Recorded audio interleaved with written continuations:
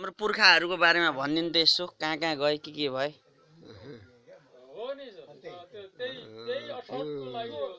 पुर्खाहरू अब हाम्रो काश्यप कश्यपदेखि मरिचीका छोरा कश्यपको छोरा एकछिन बुवा बुवा यसो हजुरबाले के भन्न त्यसरी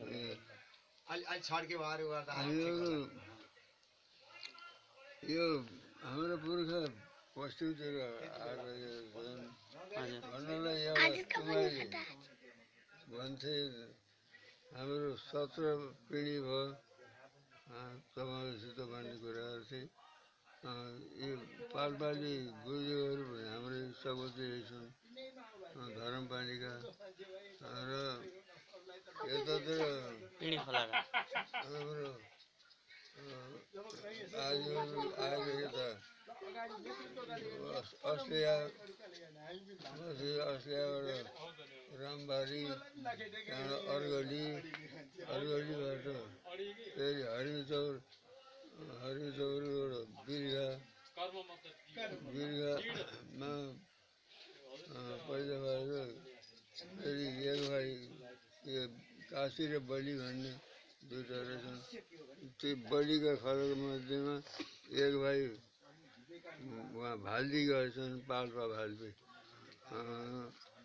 र त्यो भाल्दीको अहिले भेउरान्तिरहरू पनि छन् भाल्दीका पाँडेहरू र तिनीहरूले यो पाण्ड्य वंशको खुब खोजी गर्ने निरीक्षण गर्ने गरेका छन् अनुसार पिँढी खोलाको पनि हाम्रै सगोत्री हुनुहुन्थ्यो नन्दलाल भन्ने मैले जानेका तिनी हो है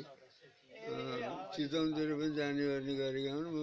चितवनमा भेट भएर चिनाहरू भएको पिँढी खोलका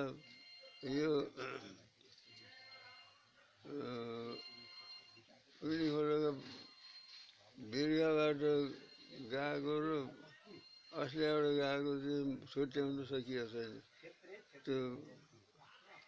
पिँढी खोलाको अरू वंश भन्ने कुरो त्यहाँबाट हाम्रो यो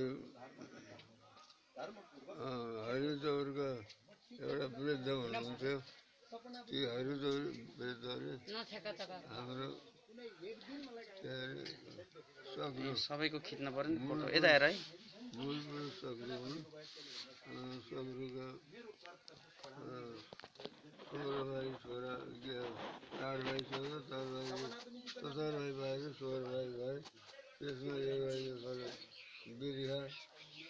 गयो बिर्खाबाट फेरि एक भाइ